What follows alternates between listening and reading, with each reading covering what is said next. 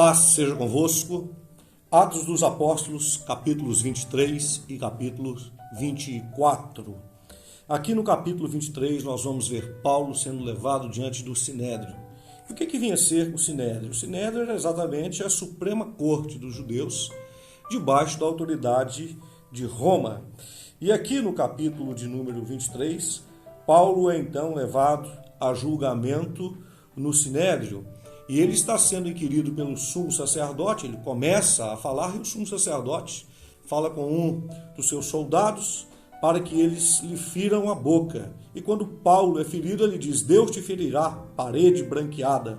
Tu estás assentado aqui para julgar-me conforme a lei e contra a lei me mandas ferir? E então alguém vai dizer para ele: como é que você pode falar isso? Uma injúria contra o sumo sacerdote. E Paulo disse que não sabia, e Paulo então relata que não deveria ter feito aquilo, porque está escrito: não dirás mal do príncipe do teu povo. E o que o Paulo faz? De uma maneira muito inteligente, o Paulo acaba suscitando uma discussão entre os fariseus e entre os saduceus. E Paulo disse que está sendo julgado por acreditar na ressurreição. Os fariseus que estavam ali acreditavam na ressurreição, acreditavam nos anjos, acreditavam na vida vindoura, e os saduceus não. Portanto, eles começam a discutir sobre isso, e os fariseus entram na defesa de Paulo por causa da causa e dizem que não encontraram nenhum mal no Paulo, naquilo que ele estava sendo julgado. E houve uma grande confusão, uma grande discussão, e na noite seguinte o Senhor se apresentou então a Paulo e disse para ele: Paulo, tenha ânimo, porque como de mim testificastes em Jerusalém, assim importa que testifiques também em Roma. Paulo estava passando por um momento muito difícil, por um momento de muita dor, e o Senhor estava com ele. Interessante, não para o livrar daquele momento difícil, mas para o livrar naquele momento difícil, enquanto Deus quisesse fazer isso, porque daqui a pouco nós vamos ver, o próprio Paulo sabe disso, que ele está indo para poder se entregar como uma oferta de libação. Ele disse que a sua entrega, sua vida será oferecida como uma oferta de libação, ou seja, uma oferta derramada. Paulo entende muito bem isso.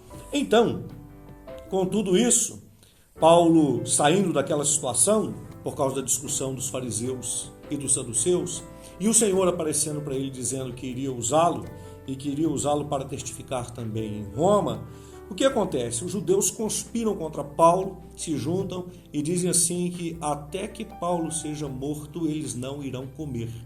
Mas um jovem, um rapaz, escuta essa história. Esse rapaz é filho da irmã de Paulo e conta essa história para Paulo, que pede para que ele fale com o tribuno a respeito disso.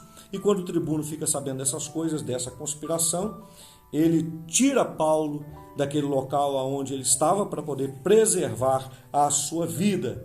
E logo depois que tudo isso acontece, 5 dias depois, sumo sacerdote Ananias, já no capítulo 24, ele desce com os anciãos e um certo Tértulo, um orador, e eles compareceram então perante o governador contra Paulo.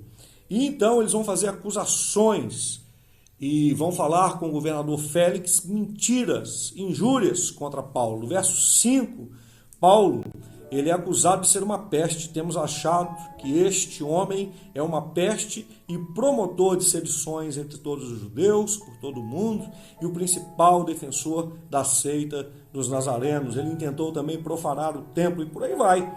Vai acusando a Paulo de ter feito uma sorte de males, uma acusação completamente inverídica, completamente falsa. Paulo faz um aceno para o governador, no verso 10, pedindo para que fale, pedindo para que ele mesmo possa responder por si. E Paulo, então, quando vai responder por si, ele faz sempre a mesma coisa. Ele prega o evangelho. Ele anuncia Jesus como Cristo, anuncia Jesus como Messias, anuncia Jesus como Senhor. Ele prega o reino de Deus. Ele não entra em discussões tolas, ele não entra em assuntos tolos, ele não entra nessa de ficar nervoso, perturbado com a acusação que os outros estão fazendo contra ele. Ele não leva nada pelo lado pessoal. ele prega Cristo. Ele sabe que ele está sofrendo por uma causa e ele sabe que essa causa é muito maior do que ele. Isso é maravilhoso. Isso é maravilhoso. Paulo, então, discutindo e falando com Félix, inclusive o Félix logo depois traz a sua mulher, no verso 24 diz isso, Drusila, que era judia, e para poder ouvir a fé em Cristo, acerca da fé em Cristo, e Paulo vai testemunhar para ela também. E tratando ele, diz o verso 25, da justiça, da temperança e do juízo vindouro, Félix, espavorido, respondeu: por agora vai-te, e em tendo oportunidade te chamarei. Ou seja, quando Paulo pregou sobre justiça, temperança e juízo vindouro, o Félix foi com medo. Mas você veja como é a questão da corrupção. Verso 26 diz que esse Félix esperava ao mesmo tempo que Paulo lhe desse dinheiro para que o soltasse. E essa discussão, essa situação de Paulo ali junto com Félix, ela demorou 2 anos, verso 27. Mas passados 2 anos, Félix teve por sucessor a Pórcio Festo, e querendo Félix com prazer, ou seja, agradar aos judeus, deixou Paulo preso. Muito bem, então hoje nós vimos Atos capítulo de número 23 e número 24. Que Deus te abençoe grandemente. Até amanhã.